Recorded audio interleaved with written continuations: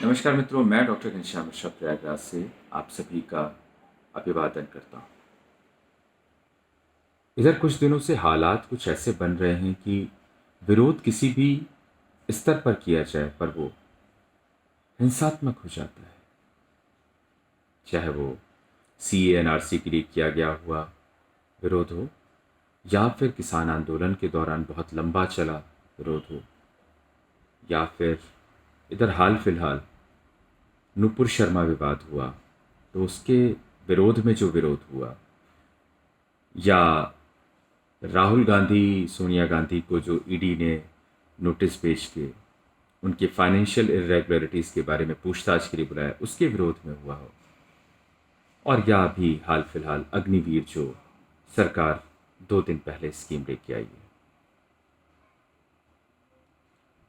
कई बार बहुत विस्मयकारी होता है ये समझ पाना कि ये गुस्सा विषय पर ज़्यादा है या उनके अंदर गुस्सा यूं ही भरा है, वजह कोई और है और वो निकलती किसी अलग कारण से है, पर तरीका एक ही है गुस्सा निकालने का कि चीज़ों को नुकसान पहुंचाओ, बसें तोड़ो, थाने फूको। ये हमें ज़रूर सोचना चाहिए। विषय अलग हो सकते हैं, आपकी किसी भी विषय पर अपनी एक राय हो सकती है, वो राय ज़रूरी नहीं है कि सारे लोग माने। वैसे ही सरकार की अपनी एक राय हो सकती है, और सरकार हमने और आपने या बहुतायत ने चुनकर बनाई है, तो ये अधिकार उनके पास होता है कि वो अपनी सोच और समझ के हिसाब से जैसा भी अध्यादेश लाना चाहें, नियम बनाना चाहें, वो बना सकते हैं। अगर हमें नहीं समझ आता तो हम विरोध दर्ज कर सकते हैं। हमारे पास बहुत सारे रास्ते हैं शांतिपूर्वक तरीके से। और बहुत ज़्यादा होगा तो क्या होगा भाई, 5 साल बाद इलेक्शन होगा, आप निकाल दीजिए उनको, मत दीजिए सत्ता की चाबी। लेकिन सरकारी संपत्ति का नुकसान, लोगों से मारपीट करना, अभी ये जो जुम्मे वाली नमाज के बाद तोड़ फोड़ मचाई सड़क पे, कभी आपने सोचा कि कितने लोग जो अचानक से फंस गए उसमें। अभी कल की खबर आ रही थी कि अग्निवीर के लिए ट्रेन्स जला दी, स्टेशन फूंक दिया, पुलिस स्टेशन आपने फूंक दिया। हो सकता है आपको ऐसा लगता हो कि ये प्रॉपर्टी जो है वो हमने नहीं खरीदी, पर वो पैसा आपके ही द्वारा दिए हुए टैक्स से बना था। इतनी छोटी सी बात आपको समझनी चाहिए। कभी आप गुस्से में अपने घर के टीवी को, फ्रिज को, या अपनी मोटरसाइकिल, अपनी कार को आग लगाते हैं क्या? चाहे कितना भी बड़ा मुद्दा हो, कितना भी विरोध आपके घर में हो रहा हो, क्या आप ये आशा करते हैं कि आपके पिता या आपके भाई या आपके बेटे या आपके घर में महिलाएं जो हैं वो विरोध के स्वरूप में घर की मोटरसाइकिल को आग लगाते हैं, कार को आग लगाते हैं, टीवी को तोड़ फोड़ के फेंक दें? नहीं ना, क्योंकि वो आपने अपने द्वारा अर्जित धन से खरीदा है, आपको पता है और उन्हें भी पता है। देश के लिए ऐसा आप क्यों नहीं सोच पाते? सोचिए, क्यों नहीं सोच पाते? आपने कभी सोचा कि आपने बसों को रोककर जब आपने बेलचे से उनके शीशे फोड़े, ईंटा पत्थर मारा, तो उसमें आप जैसा ही कोई आपका साथी अपनी फाइनल इंटरव्यू कॉल के लिए जा रहा होगा जिसकी नौकरी लग सकती थी, और आपने वहां पर बीच रास्ते बस रोक ली और वो अपना इंटरव्यू नहीं दे पाया? हो सकता है वो उसका आखिरी मौका होता। या कोई आपके घर जैसा ही कोई बंदा अस्पताल जा रहा होगा, या कोई बहुत आवश्यक काम से जा रहा होगा, अपने माता पिता से मिलने के लिए बहुत बीमार होंगे और नहीं मिल पाया होगा, और उसकी ज़िंदगी में कुछ ऐसे हादसे हो गए होंगे जिनकी भरपाई वो शायद ज़िंदगी भर नहीं कर पाए। क्यों?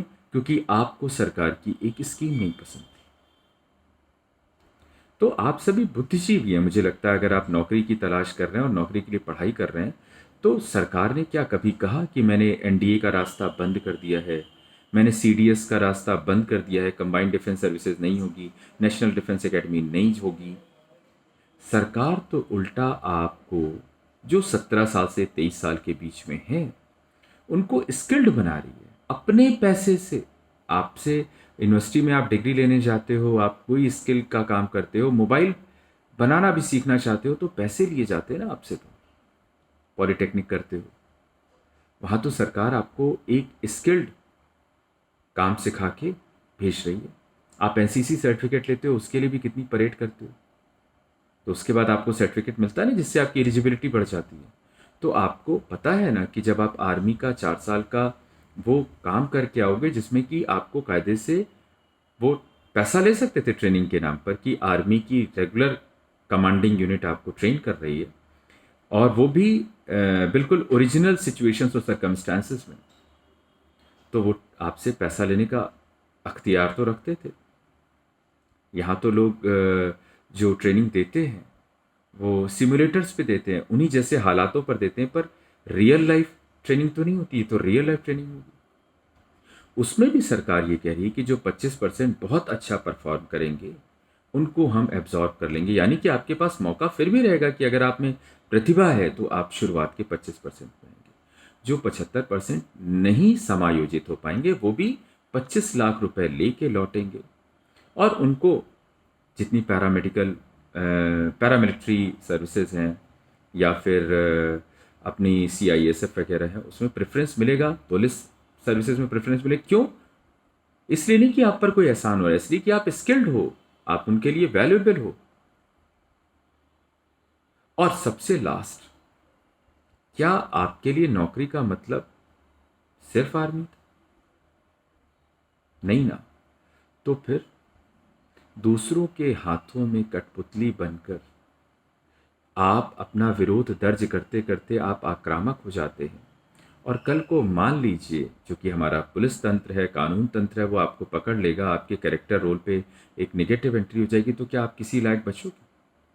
इनफैक्ट आप खुद ही सोचिए कि आपके घर में एक हेल्पर के लिए वांट निकले, और थोड़े दिनों बाद आपका मन बदल जाए और आप कहते हैं नहीं साहब हम परमानेंट नहीं रखेंगे, और वो आदमी आपके घर में आके तोड़फोड़ मचाने लगे, तो क्या मौका मिलेगा तो आप उसे रखोगे क्या नौकरी पर? नहीं ना, कंसिडर भी नहीं करोगे। तो आप ऐसे सोचो, आप समझदार पढ़े लिखे तबके से आते हो सकता है आपने तैयारी करी हो, आपने मन में ये अरमान बना के रखा हो, तो क्या सरकार ने ये कहीं कहा है कि अग्निवीर आएगा तो हम रेगुलर प्लेसमेंट नहीं करेंगे, या हम रेगुलर आर्मी जो जॉब फेयर लगाते थे, कैंप्स लगाते थे, वो हम नहीं लगाएंगे? ऐसा सरकार ने कहा है क्या, या किसी जिम्मेदार व्यक्ति ने कहा है क्या?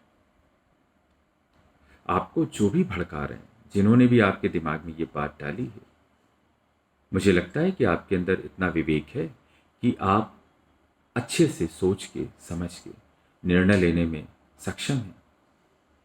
तो देश का सोचिए, अपने परिवार का सोचिए, उन लोगों का सोचिए जिनको आपके इस रूप को देखकर बहुत दुख होगा, पछतावा होगा कि उन्होंने आपको कैसी शिक्षा दी, और कल को ईश्वर न करे आपको इस काम की वजह से नौकरी ना मिले, तो आप वो पश्चाताप करेंगे जिसके लिए शायद प्रायश्चित बहुत मुश्किल होगा।